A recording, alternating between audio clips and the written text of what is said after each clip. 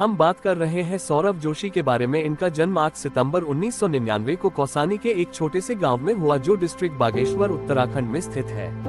परिवार में सौरभ के अलावा उनके पापा, मम्मी हेमा जोशी, भाई साहिल जोशी के साथ साथ उनके चचेरे भाई पीयूष, दादा और दादी जी भी रहते हैं। सन 1997 में उनके पापा काम की तलाश में दिल्ली आ गए थे। क्योंकि परिवार की स्थिति उतनी अच्छी नहीं थी, इसलिए उनके फादर दिन रात मजदूरी करके घर का खर्चा चलाया करते थे।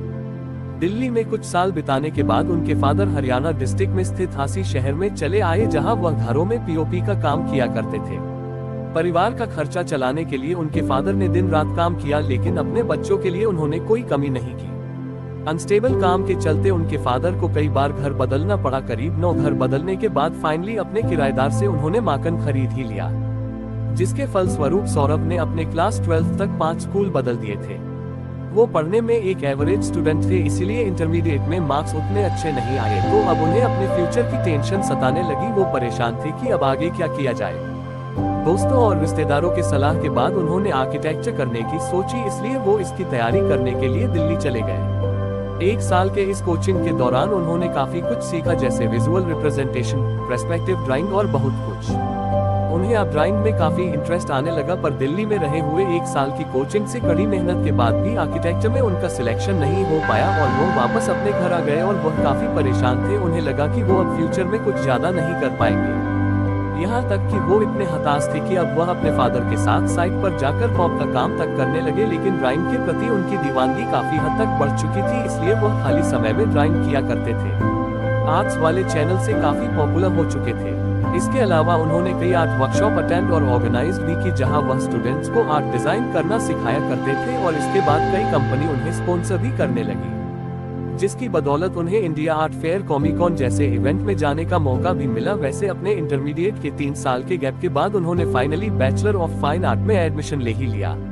लेकिन देश में बढ़ते कोरोना के चलते इंडिया में 24 मार्च 2020 को नेशनल वाइड लॉकडाउन लग गया था, जिससे अब सौरभ को व्लॉगिंग करना मुश्किल हो गया था। इसलिए लॉकडाउन के पहले ही दिन सौरभ ने ठान लिया था कि दिल्ली वह घर में व्लॉगिंग करेंगे अपने फैमिली के साथ। यानी उन्होंने टारगेट सेट किया 365 व्लॉग्स 365 दिनों में करने के लिए।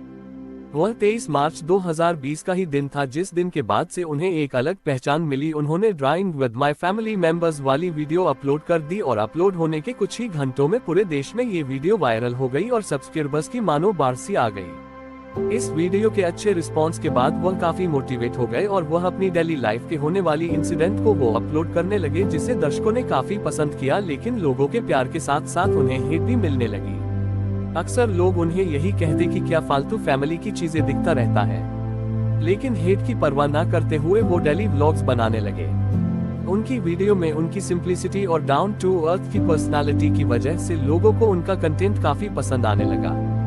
लोग उनके व्लॉग से अपने आप को काफी हद से कनेक्ट करने लगे। ऊपर से पीयूष की नटखट हरकतें और ऊपर से मम्मी जी की डांट, पापा जी का प्यार और दादी जी का स्वैग एक अलग ही लेवल देखने को मिलता है, जो सौरभ जोशी व्लॉग्स में 4 चांद लगाता है।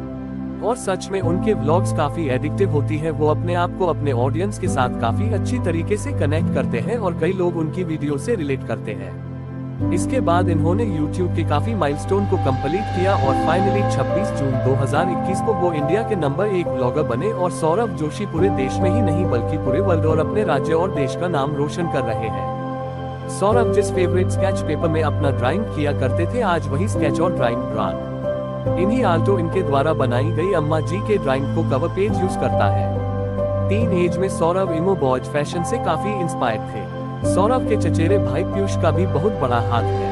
उनके ब्लॉगर की सक्सेस में ब्लॉग्स के बीच में नटखट शरारतें करना और कॉमेडी करना काफी हद तक उनकी पॉपुलैरिटी को बच्चों के बीच बनाता है और हर सुबह उनके वीडियो का इंतजार लाखों लोगों को रहता है। तो दोस्तों, सौरभ जोशी आज एक नाम ही नहीं बल्कि एक ब्रांड भी बन चुका है।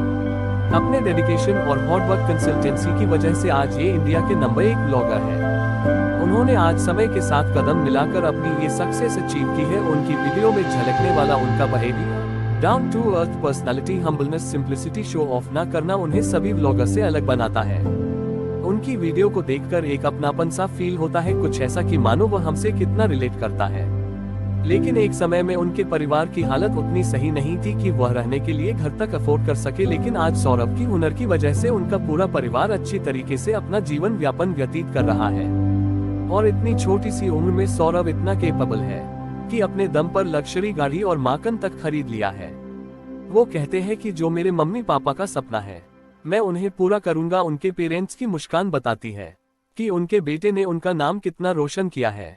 तो दोस्तों, जिस तरीके से हमारे माँ बाप राजकुमार या राजकुमारी की तरह पालते हैं, उसी तरीके से हम सभी का फर्ज बनता है कि उनके बुढ़ापे में हम लोग उन्हें राजा और रानियों की तरह रखें। धन्यवाद।